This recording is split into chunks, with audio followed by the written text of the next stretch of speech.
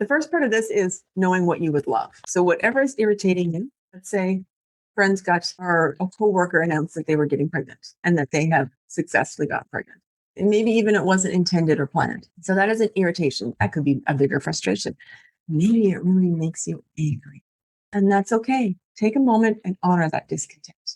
This is where you do that thought process. And it's ideal if you do it with a journal, whether it's electronic, although putting pen to paper, ink, and pencil to paper really, really connects all parts of your brain, the left part and the right part of your brain, and it opens up more of that flow.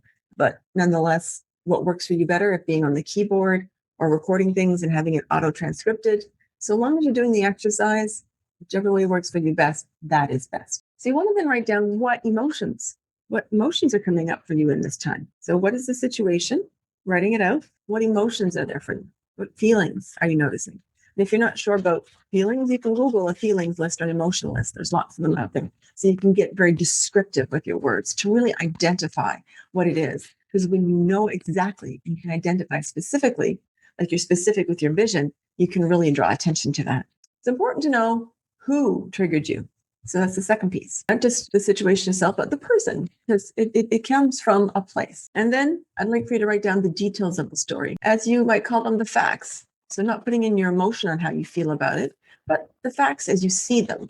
Facts are really truly only your opinion. They may not necessarily be the truth. And we'll talk about that in a later lesson.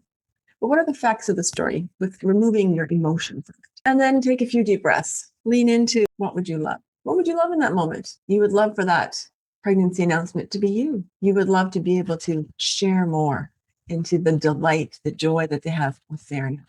What else would you love? Like for you to take a few more big breaths, 2 or 3, that rule of 5 that we're working with.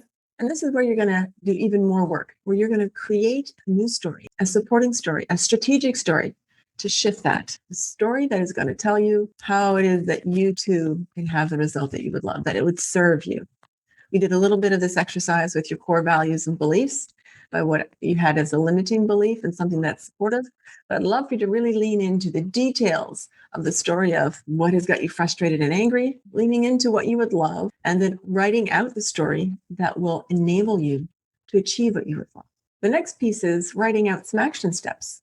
So if you notice, we've been doing a little bit of this stuff as we've been going along. I've been introducing little pieces of this in our exercises from week to week. So instead of having one needle mover for the week as to what action step you're going to take that's going to move you in the direction of your dream, you're going to think about what 1, 2, 3, maybe it's several action steps that you can take that would move you in the direction of that desired outcome that you would love. You know how you're going to get there. You know what you're going to do to get there, the shifts of your thinking, the new story you're going to tell yourself, and you're going to see what action steps you're going to take.